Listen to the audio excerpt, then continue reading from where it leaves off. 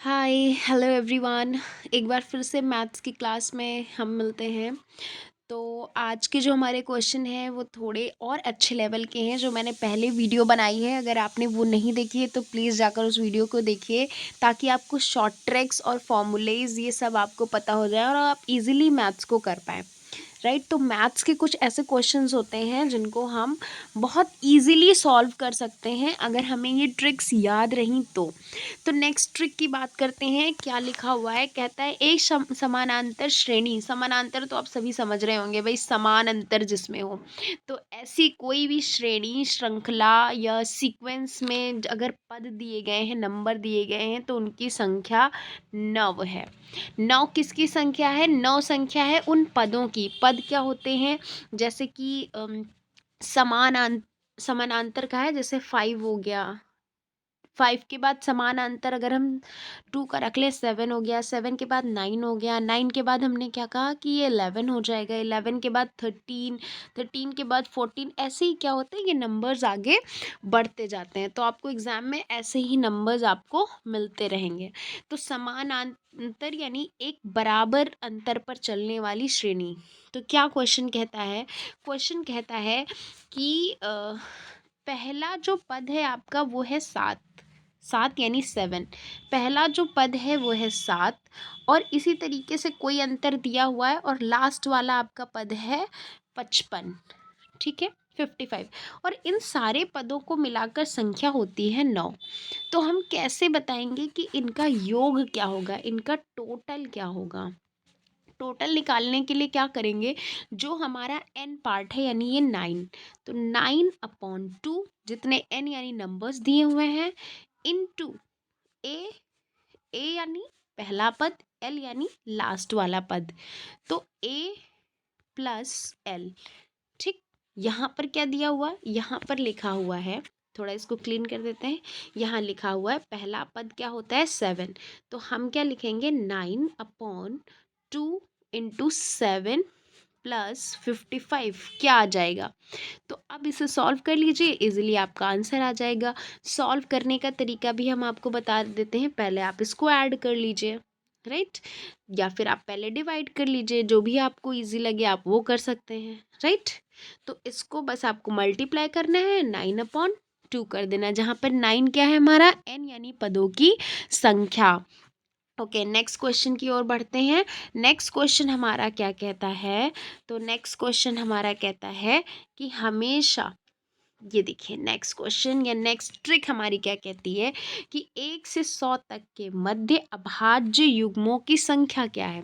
युग्म समझ गए, जोड़े। जोड़े जैसे 3 और 5 अभाज्य है। 7 और 5 एक अभाज्य युग्म है। 11, 13, 29, 31 ये मैंने आपको लिख दिया है ताकि आपको पता रहे कि कौन सी युग्मों की बात कर रहा है। तो 1 से 100 तक के मध्य अभाज्य युग्मों की संख्या पूछा है उसने। युग्म यानी जोड़े, युग्म यानी जोड़े। क्या कहता है कि कितने हैं, तो देखिए आप याद कर लीजिए 8 हैं, अदरवाइज आप इस तरीके से देखकर भी लिख सकते हैं कि अभाज्य युग्मों की संख्या क्या है। अगर इसमें कोई नंबर आपको ऐसा लग रहा होगा कि वो भी अभाज्य है लेकिन उसे क्यों नहीं लिखा, तो इसका साफ एक ही मतलब है कि दो दो के अंतर पर सिर्फ इतने ही युग्म बन रहे हैं। अगर हम 2 नंबर की बात करें तो वो भी एक अभाज्य संख्या है, तो हमने 2, 3 और 5 क्यों नहीं लिखा, क्योंकि एक ही रीज़न है। 3 और 5 के बीच तो 2 का अंतर आ रहा है, लेकिन 2 और 3 के बीच सिर्फ 1 का अंतर आ रहा है, इसलिए हमने 2 को यहाँ पे इंक्लूड नहीं किया है, राइट। तो आई होप आपको इतना समझ में आया होगा। नेक्स्ट क्वेश्चन की बात करते हैं या नेक्स्ट ट्रिक की बात करते हैं। नेक्स्ट ट्रिक कहती है वह संख्या जो 1 से 10 दोनों सम्मिलित, मतलब दोनों को इंक्लूड करना है, ठीक है। 1 से 10 तक सभी संख्याओं से विभाज्य हो जाए। ऐसी कौन सी संख्या है जो 1 से लेकर 10 तक के सभी नंबरों से डिवाइड हो सकती है, ठीक। तो ऐसी वो सिर्फ एकमात्र संख्या है जो 25 और 20 है। मतलब कभी भी ऐसा क्वेश्चन आ जाए कि ऐसी कौन सी संख्या है जो 1 से लेकर 10 तक के सारे नंबरों से, जैसे 1, 2, 3, 4, 5, 6, 7, 8, 9 और 10, आप इसको ट्राई करके भी देख लीजिएगा। राइट, कि ये 25 कैसे नहीं डिवाइड हो रहा है कि नहीं। चलिए एक तो हम ही यहाँ पे करते हैं ट्राई। जैसे सपोज दैट हमने लिखा 25, 2 और 0। चलो हम देखते हैं ये 4 से डिविजिबल है या नहीं। 4 लिखा, 4 को हमने किया, कितनी बार जाएगा, 4 पंजे 20, 4 छंग 24, 6 टाइम गया, एक आया, तो 4 तेई 12 और ये 0, तो भाई 4 से भी डिविजिबल है। तो आप इस तरीके से देख लीजिएगा, 1 से लेकर 10 तक के इन सारे नंबरों से डिविजिबल अगर कोई नंबर है तो वो है सिर्फ, तो वो मात्र एक संख्या है, यानी 25 और 20। नेक्स्ट क्वेश्चन पे बढ़ते हैं, नेक्स्ट ट्रिक पे हम बढ़ते हैं। नेक्स्ट ट्रिक हमारी क्या कहती है, देखिए बहुत इंपॉर्टेंट है, कई सारे सवाल हमारे इसी से गलत हो जाते हैं, पर आज इसे ध्यान से देख लेते हैं। किसी भी संख्या के वर्ग को 4 से भाग देने पर या तो 1 या 0 शेषफल आएगा। देखिए बहुत इम्पॉर्टेंट है कि अगर कोई भी वर्ग है और उसे आप 4 से डिवाइड करते हैं तो या तो आपके पास शेष आपका 1 आएगा या फिर 0 आएगा। देखिए इसको प्रूव भी करते हैं। जैसे सपोज दैट हम पहले ले लेते हैं, 2 का जो स्क्वायर है वो क्या होता है, 4।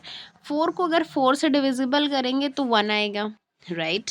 चलिए अगर 3 का हम स्क्वायर ले लेते हैं तो क्या आएगा, 9। 9 को 4 से डिविजिबल करते हैं तो क्या आएगा, शेषफल 0 आएगा और यहाँ शेषफल 1 आएगा। तो शेषफल की बात हो रही है, राइट। तो आप इसको ध्यान से देख लीजिएगा। आई होप आपको सारे ट्रिक समझ में आए होंगे, आपको क्वेश्चंस अच्छे लगे होंगे। Please like share and subscribe. Thank you everyone.